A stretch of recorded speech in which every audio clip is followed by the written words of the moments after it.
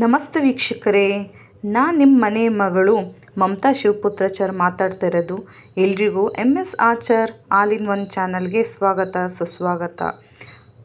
ನನ್ನ ಇವತ್ತಿನ ವಿಡಿಯೋದ ಉದ್ದೇಶ ಏನು ಅಂದರೆ, ನಿಮಗೆ ತಿಳಿದಿರೋ ಹಾಗೆ ನಿಮಗೆ ವಿಡಿಯೋದಲ್ಲಿ ಕಾಣ್ತಾ ಇರ್ಬೋದು, ನಾಯಕ ನಟಿ ಶ್ರೀ ಗುರು ತಿಪ್ಪೇರುದ್ರ ಸ್ವಾಮಿಯವರ ಪವಾಡಗಳು ಏನು, ಈ ಊರು ಎಲ್ಲಿದೆ, ಇದರ ವಿಶೇಷತೆ ಏನು, ಹಾಗೆ ಇವರ ಪವಾಡಗಳೇನು ಅನ್ನೋದ್ರ ಬಗ್ಗೆ ನಾನು ನಿಮಗೆ ವಿಡಿಯೋದಲ್ಲಿ ಸಂಪೂರ್ಣವಾಗಿ ತಿಳಿಸ್ಕೊಡ್ತೀನಿ. ವಿಡಿಯೋನ ಎಲ್ಲೂ ಸ್ಕಿಪ್ ಮಾಡದೆ ಆದಷ್ಟು ಕೊನೆ ತನಕ ನೋಡಿ. ಇಷ್ಟ ಆದರೆ ಲೈಕ್, ಶೇರ್, ಕಮೆಂಟ್ ಮಾಡಿ ಪ್ರೋತ್ಸಾಹಿಸಬೇಕು ಅಂತ ಹೇಳಿ ಎಲ್ರಿಗೂ ಕೇಳ್ಕೊತಿದ್ದೀನಿ. ಓಕೆ, ವಿಡಿಯೋ ಸ್ಟಾರ್ಟ್ ಮಾಡೋಣ ವೀಕ್ಷಕರೇ. ಓಕೆ, ಈ ತಿಪ್ಪೇರುದ್ರ ಸ್ವಾಮಿ ಅಂದರೆ ನಾಯಕ ನಟಿ ತಿಪ್ಪೇರುದ್ರ ಸ್ವಾಮಿಯವರ ಊರು ಎಲ್ಲಿದೆ. ಈ ನಾಯಕ ನಟಿ ಅಂದರೆ ಚಿತ್ರದುರ್ಗ ಜಿಲ್ಲೆಯ ಚಳ್ಳಕೆರೆ ತಾಲೂಕಿನಿಂದ ಒಂದು 20 ಕಿಲೋಮೀಟ್ರ್ ದೂರ ಇದೆ ನಾಯಕ ನಟಿ ಊರು. ಇಲ್ಲಿ ತುಂಬ ಪವಾಡಗಳು ನಡೆಯುತ್ತೆ, ಹಾಗೆ ದೇವಸ್ಥಾನ ಕೂಡ ಇದೆ. ಇಲ್ಲಿ ರಥೋತ್ಸವ ಕೂಡ ಈ ದೇವರ ಒಂದು ತುಂಬ ಚೆನ್ನಾಗಿ ವಿಜೃಂಭಣೆಯಿಂದ ಜರುಗುತ್ತೆ. ನೋಡಿ, ನಾನಿಲ್ಲಿ ವಿಡಿಯೋದಲ್ಲಿ ತೋರಿಸಿರೋ ಹಾಗೆ ಈ ವರ್ಷದ ಅಂದರೆ 2026ನೇ ವರ್ಷದಲ್ಲಿ ನಡೆಯುತ್ತಿರುವ ಒಂದು ರಥೋತ್ಸವಕ್ಕೆ ಎಷ್ಟು ಅದ್ಧೂರಿಯಾಗಿ ಒಂದು ವಿಜೃಂಭಣೆಯಿಂದ ಮದುವಣಿಗೆ ಇತ್ತಿ ಥರ ದೇವಸ್ಥಾನ ಆಗಿರ್ಬೋದು, ಊರಾಗಿರ್ಬೋದು, ತುಂಬ ಎಷ್ಟು ಚೆನ್ನಾಗಿ ಅಲಂಕಾರ ಆಗಿದೆ ಅಂತ ನೀವು ನೋಡ್ತಾ ಇದ್ದೀರಲ್ವಾ.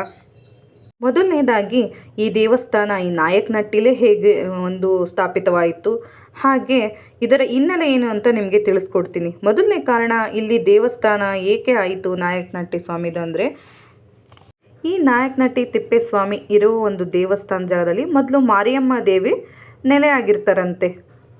ಒಂದು ದಿನ ನಮ್ಮ ತಿಪ್ಪೇರುದ್ರ ಸ್ವಾಮಿಯವರು ಆ ದೇವಸ್ಥಾನಕ್ಕೆ ಆಗಮಿಸಿ, ತಾಯಿ, ನನಗೆ ಈ ದೇವಸ್ಥಾನದಲ್ಲಿ ಒಂದು ದಿನ ನಿಮ್ಮ ಹಾಗೆ ನನಗೆ ಇರಲು ಆಶ್ರಯ ಕೊಡುವಿರಾ ಎಂದು ಕೇಳ್ತಾರಂತೆ. ಆಗ ದೇವಿ, ಇಲ್ಲ ಮಗು, ನನಗೆ ಇಲ್ಲಿ ಆಶ್ರಯ ನೀಡಲು ಆಗುವುದಿಲ್ಲ ಅಂತ ಹೇಳ್ತಾರಂತೆ. ಅದಕ್ಕೆ ತಿಪ್ಪೇರುದ್ರ ಸ್ವಾಮಿಯವರು, ಆಯಿತು ದೇವಿ, ನೀವು ನನ್ನನ್ನು ಇರಲು ಜಾಗವಿಲ್ಲಂದರೆ ಹೊರತು ಪರವಾಗಿಲ್ಲ, ನನ್ನ ಜೋಳಿಗೆ ಮತ್ತು ಬೆತ್ತ ಅಂದರೆ ಜೇಡವನ್ನು ಇಲ್ಲಿ ಇರಲು ಯಾವುದೋ ಒಂದು ಮೂಲೆಯಲ್ಲಿ ಇರಲು ಅಪ್ಪಣೆ ಕೊಡು ತಾಯಿ ಅಂತ ಕೇಳಿದಾಗ, ಅದಕ್ಕೆ ಆ ದೇವಿ ಆಯಿತು ಇಟ್ಟು ಹೋಗಿ ಅಂತ ಹೇಳ್ತಾರಂತೆ. ಇಟ್ಟು ಹೋಗ್ತಾರಂತೆ. ಆವಾಗ ಬೆಳಗ್ಗೆ ಎದ್ದು ದೇವಿ ಹೊರಸಂಚಾರ ಮುಗಿಸ್ಕೊಂಡು ಅಲ್ಲಿಗೆ ಬಂದಾಗ ರಾತ್ರೋರಾತ್ರಿ ಆ ಒಂದು ತಿಪ್ಪೇರುದ್ರ ಸ್ವಾಮಿಯವರ ಬೆತ್ತ ಮತ್ತು ಜೋಳಿಗೆ ತುಂಬ ದೇವಸ್ಥಾನದ ತುಂಬ ಉದ್ಭವ ಅಂದರೆ ತುಂಬ ಬೆಳೆದಿರುತ್ತಂತೆ. ಅದನ್ನು ನೋಡಿದ ಮಾರಿಯಮ್ಮ ದೇವಿ ಆ ದೇವಸ್ಥಾನನ ಆ ಸ್ವಾಮಿಗೆ ಬಿಟ್ಕೊಟ್ಟು ಹೋಗ್ತಾರಂತೆ. ಅಲ್ಲಿಂದ 15ನೇ ಶತಮಾನದಲ್ಲಿ ನಡೆದಿರೋ ಘಟನೆ ಇದು. ಅಲ್ಲಿಂದ ಇಲ್ಲಿ ನಾಯಕ ನಟಿ ತಿಪ್ಪೇಸ್ವಾಮಿಯವರು ನಡೆಸ್ಕೊಡ್ತಾರಂತೆ. ತಾಯಿ, ನಾನು ಇಲ್ಲಿ ನೆಲೆಸಿ ಇಲ್ಲಿ ಭಕ್ತರನ್ನು, ಮಧ್ಯ ಕರ್ನಾಟಕದಲ್ಲಿ ಇರೋ ಎಲ್ಲ ಭಕ್ತರನ್ನು ನಾನು ಉದ್ಧಾರ ಮಾಡ್ತೀನಿ ಅಂತ ಹೇಳಿ ಅವರು ನೆಲೆಗೊಳ್ತಾರಂತೆ ಈ ದೇವಸ್ಥಾನದಲ್ಲಿ. ಇದೇ ಒಂದು ಕತೆ. ಇಲ್ಲಿ ನಾಯಕ ನಟಿ ತಿಪ್ಪೇಸ್ವಾಮಿ ದೇವರು ಹೇಗೆ ನೆಲೆಗೊಂಡರು, ದೇವಸ್ಥಾನ ಹೇಗೆ ಆಯಿತು ಅನ್ನೋದಕ್ಕೆ ಹಿನ್ನೆಲೆ ಇದೆ.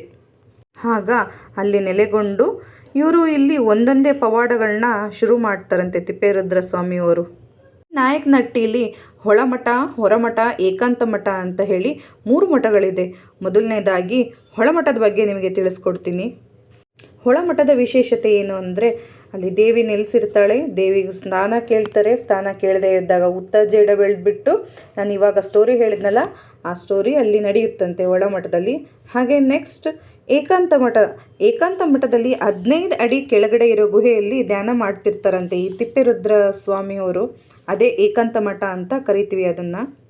ಹಾಗೆ ಇವರು ತುಂಬ ಕೆರೆ ಕಟ್ಟೆಗಳನ್ನ ಕಟ್ಟಿಕೊಟ್ಟಿರೋದ್ರಿಂದ ಜಲತಂದ ಜಂಗಮ್ಮ ಅಂತಹ ಸಹ ಇವರಿಗೆ ಹೆಸರು ಇದೆ. ಆ ಪವಾಡಗಳನ್ನ ಸಹ ಇವರು ಮಾಡಿದ್ದಾರೆ. ತುಂಬ ಕೆರೆಗಳನ್ನ ಸಹ ಇವರು ಉದ್ಭವ ಮಾಡಿಸಿದ್ದಾರೆ ಅಲ್ಲಿ ಆ ಒಂದು ಊರಿನಲ್ಲಿ. ಒಳಮಠದಿಂದ ಒಂದು 2 ಕಿಲೋಮೀಟ್ರಷ್ಟು ದೂರ ಇದೆ. ಇಲ್ಲಿ ಈ ಒಂದು ಒಳಮಠದಲ್ಲಿ ಸ್ವಾಮಿ ಐಕ್ಯವಾಗಿರೋ ಸ್ಥಳ ಅಂತ ಹೇಳ್ಬೋದು. ಒಂದು ಪವಿತ್ರ ಸ್ಥಳ. ಈ ತಿಪ್ಪೇರುದ್ರ ಸ್ವಾಮಿಯವರು ಐಕ್ಯವಾಗಿದ್ದಾರೆ ಈ ಒಂದು ಸ್ಥಳದಲ್ಲಿ, ಅದಕ್ಕೆ ಇದನ್ನು ಆ ರೀತಿ ಕರೀತಾರೆ. ಹಾಗೆ ಈ ಒಂದು ಐಕ್ಯವಾದ ಒಂದು ಕಾರಣಕ್ಕೆ ಅದೇ ನಕ್ಷತ್ರದಲ್ಲಿ ಒಂದು ದೇವರು, ಆ ಊರಿನವರು ಎಲ್ಲ ಮಧ್ಯ ಕರ್ನಾಟಕದವರು ರಥೋತ್ಸವ ಮಾಡಿ ದೇವರ ಹಬ್ಬವನ್ನು ತುಂಬ ವಿಜೃಂಭಣೆಯಿಂದ ಆಚರಿಸುತ್ತಾರೆ. ಆ ನಕ್ಷತ್ರ ಯಾವುದು, ಯಾವ ರೀತಿ ಆಚರಿಸ್ತಾರೆ ಅಂತ ನಾನು ನಿಮಗೆ ಹೇಳ್ತೀನಿ. ಮೊದಲನೇ ಪವಾಡ ಸಹ ನಿಮಗೆ ಯಾವುದು ಅಂತ ಹೇಳಿದರೆ, ಒಂದು ದಿನ ಸತ್ತ ಎಮ್ಮೆ ಬದುಕಿಸಿ ಹಾಲು ಕರೆದಿರೋ ಪವಾಡ ಅಂತೆ. ಈ ಒಂದು ಪವಾಡದ ವಿಶೇಷ ಅಂದರೆ ಅರ್ಥ ಏನು ಅಂದರೆ, ಒಂದು ದಿನ ತಿಪ್ಪೇರುದ್ರ ಸ್ವಾಮಿಯವರು ಒಂದು ಅಜ್ಜಿ ಮನೆ ಮುಂದೆ ಹೋಗಿ, ಅಜ್ಜಿ ಹಾಲು ಇದೆಯಾ ಕೊಡಿ ಅಂತ ಭಿಕ್ಷೆ ಕೇಳ್ತಾರಂತೆ. ಅದಕ್ಕೆ ಆ ಅಜ್ಜಿ, ಇಲ್ಲ ಸ್ವಾಮಿ, ಹಾಳು ಗೊಡ್ಡು ಎಮ್ಮೆ, ಹಾಲೇ ಕೊಟ್ಟಿಲ್ಲ ಅಂತ ಹೇಳಿ ಹಣೆ ಹಚ್ಕೋತಾರಂತೆ. ಆವಾಗ ಆ ಅಜ್ಜಿ ಒಳಗಡೆ ಹೋಗಿ ನೋಡಿದಾಗ ಆ ಎಮ್ಮೆ ಸತ್ತೋಗಿರುತ್ತಂತೆ. ಆ ಅಜ್ಜಿ ಅವಾಗ ತುಂಬ ಗೋಳಾಡ್ತಾ ಇರ್ತಾರಂತೆ, ಅಯ್ಯೋ ಎಮ್ಮೆ ಸತ್ತೋಗಿದೆ, ಚೆನ್ನಾಗಿತ್ತು ಅಂತ ಹೇಳಿ. ಆ ಗೋಳಾಟ ನೋಡದೆ ತಿಪ್ಪೇರುದ್ರ ಸ್ವಾಮಿಯವರು ಆ ಎಮ್ಮೆನ ಬದುಕಿಸ್ಬಿಟ್ಟು ಅವರೇ ಸ್ವತಃ ಹಾಲನ್ನ ಕರೆದ್ಬಿಟ್ಟು ತಗೋತಾರಂತೆ. ಇದು ಸಹ ಅಲ್ಲಿ 15ನೇ ಶತಮಾನದಲ್ಲಿದ್ದ ಎಲ್ಲ ಜನಗಳಿಗೆ ಈ ಒಂದು ಪವಾಡವನ್ನು ನೋಡಿ ಇವರು ಪವಾಡ ಪುರುಷ ಅಂದರೆ ಹೇಳ್ತಾರಂತೆ. ಅಷ್ಟೇ ಇಲ್ಲ, ಟಿಪ್ಪು ಅಂದರೆ ಹೈದರ್ ಅಲಿಯವರೆಗೂ ಇವರು ಒಂದು ಕತೆ ಇದೆ, ಇತಿಹಾಸ ಇದೆ ಅವರ ಜೀವನದಲ್ಲಿ. ಅದು ಏನು ಅಂತ ಹೇಳ್ತೀನಿ ಇವಾಗ. ಒಂದಿನ ಹೈದರ್ ಅಲಿ ದುರ್ಗ ವಶಪಡಿಸ್ಕೋಬೇಕು ಅಂತ ಅಲ್ಲಿ ಬಂದುಬಿಟ್ಟು ರಾತ್ರಿ ಬಿಡಾರ ಹೂಡ್ತಾನೆ. ಆವಾಗ ರಾತ್ರಿ ಕನಸಲ್ಲಿ ತಿಪ್ಪೇರುದ್ರ ಸ್ವಾಮಿಗಳಿಂದ ಇವರಿಗೆ ಸಂತಾನ ಆಗುತ್ತೆ ಅಂತ ಅವರಿಗೆ ಕನಸು ಬೀಳುತ್ತೆ. ಆ ಕನಸಿನ 1 ವರ್ಷದ ನಂತರ ಸ್ವಾಮಿ ಆಶೀರ್ವಾದದಿಂದ ಇವರಿಗೆ ಮಗು ಆಗುತ್ತೆ. ಅದಕ್ಕೆ ಆ ಮಗುಗೆ ಟಿಪ್ಪು ಅಥವಾ ಟಿಪ್ಪು ಸುಲ್ತಾನ ಅಂತ ಅವರು ನಾಮಕರಣ ಮಾಡ್ತಾರೆ. ಅದಕ್ಕೆ ಹೈದರ್ ಅಲಿ ಈ ದೇವಸ್ಥಾನನ ಹಿಂದೂ ಮತ್ತು ಮುಸ್ಲಿಂ ಶೈಲಿಯಲ್ಲಿ ಕಟ್ಟಿಸ್ತಾನಂತೆ. ಹಾಗೆ ಈ ದೇವರ ಬಗ್ಗೆ ತುಂಬ ಅಭಿಮಾನ ಇಡ್ತಾನಂತೆ ಹೈದರ್ ಅಲಿ. ಹೀಗೆ ಇವರ ತುಂಬ ಪವಾಡಗಳು ನಡೆಯುತ್ತೆ. ನಾನು ಅದರಲ್ಲಿ ಒಂದೆರಡನ್ನು ಮಾತ್ರ ನಿಮಗೆ ತಿಳಿಸ್ಕೊಡ್ತಾ ಇದ್ದೀನಿ. ಇದೇ ಒಂದು ಸತ್ತ ಎಮ್ಮೆ ಹಾಲು ಕರೆದಿದ್ದು, ಆಮೇಲೆ ಟಿಪ್ಪು ಸುಲ್ತಾನ ಹುಟ್ಟಿದ್ದಾಗಿರ್ಬೋದು, ಜಂಗಮ ಆಗಿರ್ಬೋದು, ಕೆರೆಗಳ ಜಂಗಮ ಅಂತ ಹೇಳಿ ಆ ಎಲ್ಲ ಪವಾಡಗಳನ್ನ ನಿಮಗೆ ಸ್ವಲ್ಪ ಒಂದು ಚಿಕ್ಕ ಕಥೆಯಲ್ಲಿ ತಿಳಿಸ್ಕೊಡ್ತಾ ಇದ್ದೀನಿ. ಹಾಗೆ ಈ ತಿಪ್ಪೇರುದ್ರ ಸ್ವಾಮಿಯವರು ಚಿತ್ತ ನಕ್ಷತ್ರದಿಂದ ಹೊಳಮಠದಲ್ಲಿ ಅವರು ಆಯ್ಕೆವಾಗ್ತಾರೆ. ಚಿತ್ತ ನಕ್ಷತ್ರದಲ್ಲಿ ಆ ನಕ್ಷತ್ರ ಯಾವ ಒಂದು ದಿನ ಬರುತ್ತೆ, ಯಾವ ಟೈಮಲ್ಲಿ ಬರುತ್ತೋ ಆ ದಿನ ಅವರು ಊರಿನವರೆಲ್ಲ ಆಗಿರ್ಬೋದು ಅಥವಾ ದೇಶಾದ್ಯಂತ ಭಕ್ತರಿದ್ದಾರೆ ಅವರಿಗೆ, ಆ ಭಕ್ತರು ಆ ರಥೋತ್ಸವವನ್ನು ಆಚರಣೆ ಮಾಡ್ತಾರೆ.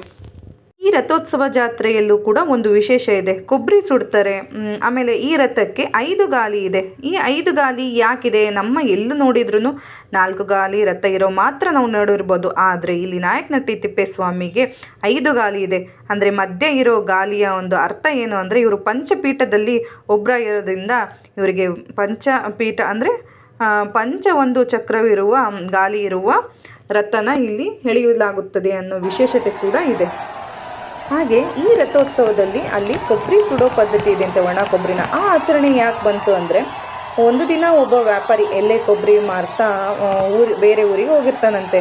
ಬಟ್ ಆ ಮಧ್ಯದಲ್ಲಿ ತಿಪ್ಪೇರುದ್ರ ಸ್ವಾಮಿಗಳು ಸಿಕ್ಬಿಟ್ಟು ಜೊತೆಗೆ ಬರ್ತಾ ಇರ್ತಾರಂತೆ ಆ ಒಂದು ಎತ್ತಿನ ಗಾಡೀಲಿ. ಆವಾಗ ಕತ್ಲಾಗ್ಬಿಡುತ್ತೆ. ಆವಾಗ ಅವನು ಆ ವ್ಯಾಪಾರಿ ಹೇಳ್ತಾನಂತೆ ಸ್ವಾಮಿಗೆ, ಸ್ವಾಮಿ ಕತ್ತಲಾಯಿತು, ಹೇಗೆ ಹೋಗೋದು ಬೆಳಕಿಲ್ಲದೆ ಅಂತ ಹೇಳಿದಾಗ ಆ ಸ್ವಾಮಿ ಹೇಳ್ತಾರಂತೆ, ಎಲ್ಲದನ್ನು ಮಾರಾಟ ಆಯಿತು ಅಥವಾ ಕೊಬ್ಬರಿ ಉಳಿದಿದೆನಾ ಅಂತ ಕೇಳ್ತಾರಂತೆ. ಆಗ ವ್ಯಾಪಾರಿ, ಇಲ್ಲ ಸ್ವಾಮಿ, ಇನ್ನು ಕೊಬ್ಬರಿ ಸ್ವಲ್ಪ ಉಳಿದಿದೆ ಅಂತ ಹೇಳ್ತಾರಂತೆ. ಆಗ ಆ ಕೊಬ್ಬರಿನ ಸುಡು ಅಂತ ಹೇಳ್ತಾರೆ.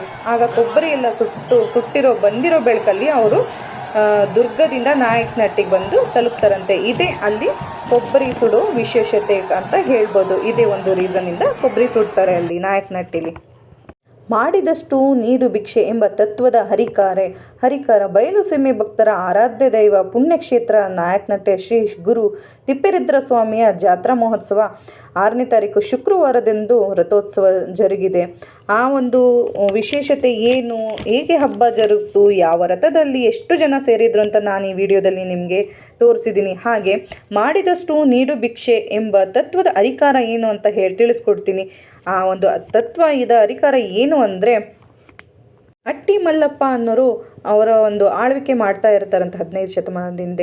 ಅವಾಗ ಕೆರೆ ಕಟ್ಟಬೇಕಾದ್ರೆ ಕೆರೆಗೆ ದುಡ್ಡು ಸಾಲ್ಟೇಜ್ ಆಗಿಬಿಟ್ಟು ಸ್ವಾಮಿ ಹತ್ರ ಕೇಳ್ತಾರಂತೆ, ಈಗ ದುಡ್ಡು ಸಾಲ್ಟೇಜ್ ಆಗಿದೆ, ಏನು ಮಾಡೋದು ಅಂತ ಹೇಳಿ.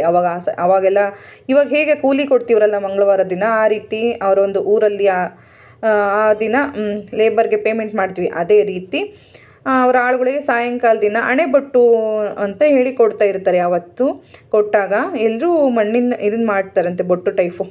ಆ ಥರ ಮಾಡಿದಾಗ ಎಲ್ರಿಗೂ 1 ಅಣೆ 2 ಅಣೆ ಈ ಥರ ಕೊಡ್ತಾ ಹೋದ್ರಂತೆ. ಅವ್ರು ಎಷ್ಟು ಕೆಲಸ ಮಾಡಿರ್ತಾರೋ ಅಷ್ಟು. ಆದರೆ ಒಬ್ಬ ಬಸ್ರಿ ಹೆಂಗಸಿಗೆ 2 ನಾಣ್ಯ ಸಿಗುತ್ತಂತೆ. ಆವಾಗ ಆ ಬಸ್ರಿ ಹೆಂಗಸು ಹೇಳ್ತಾಳಂತೆ, ಸ್ವಾಮಿ ನಾನು ಮಾಡಿರೋದು ಒಂದೇ ಕೆಲಸ, ನನಗೆ ಯಾಕೆ 2 ಅಣೆ ಅಂತ ಕೇಳ್ತಾಳಂತೆ. ತಿಪ್ಪೇರುದ್ರ ಸ್ವಾಮಿ ಹೇಳ್ತಾರಂತೆ, ಇದು ನಿನ್ನ ಒಂದು ಹಣ ಮಾತ್ರ ಅಲ್ಲ, ನಿನ್ನ ಹೊಟ್ಟೆಯಲ್ಲಿ ಮಗು ಸಹ ಇದೆ, ಅದು ಸಹ ನಿನ್ನ ಜೊತೆಗೆ ಕೆಲಸ ಮಾಡಿದೆ, ಅದಕ್ಕೆ ನಿನಗೆ ಎರಡಾಣೆ ಸಿಗ್ತಾ ಇದೆ ಅಂತ ಹೇಳ್ತಾರಂತೆ. ಇದೇ ಮಾಡಿದಷ್ಟು ನೀಡು ಭಿಕ್ಷೆ ಅನ್ನೋ ಒಂದು ತತ್ವ. ಅದಕ್ಕಾಗಿ ಈ ಒಂದು ಕ್ಷೇತ್ರದಲ್ಲಿ ತುಂಬ ಪವಾಡ ಪುರುಷ ಇದ್ದಾನೆ ಅಂತ ತುಂಬ ವಿಜೃಂಭಣೆಯಿಂದ ಈ ರಥೋತ್ಸವನ ಆಚರಣೆ ಮಾಡ್ತಾ ಇರ್ತಾರೆ ಎಲ್ಲರೂ. ಪ್ರತಿ ವರ್ಷ ಚಿತ್ತ ನಕ್ಷತ್ರದಂದು ರಥೋತ್ಸವನ ವಿಜೃಂಭಣೆಯಿಂದ ಆಚರಣೆ ಮಾಡ್ತಾರೆ. ನನಗೆ ಗೊತ್ತಿರುವಷ್ಟು ಪವಾಡ ಪುರುಷ ತಿಪ್ಪೇರುದ್ರ ಸ್ವಾಮಿಯವರ ಒಂದು ಪವಾಡದ ಚರಿತ್ರೆಯನ್ನು ನಾನು ನಿಮ್ಮ ಮುಂದೆ ಇಷ್ಟು ಹಂಚ್ಕೊಂಡಿದ್ದೀನಿ. Thanks for watching. ಪವಾಡ ಪುರುಷ ನಿಮ್ಮ ಜೀವನದಲ್ಲೂ ಕಷ್ಟಗಳನ್ನ ಪವಾಡ ಮಾಡಿ ಬಗೆಹರಿಸ್ಬಿಟ್ಟು ಚೆನ್ನಾಗಿಡ್ಲಿ ನಿಮ್ಮನ್ನೆಲ್ಲ ಅಂತ ಕೇಳ್ತಾ ಈ ವಿಡಿಯೋನ ಎಂಡ್ ಮಾಡ್ತಿದ್ದೀನಿ. Thanks for watching.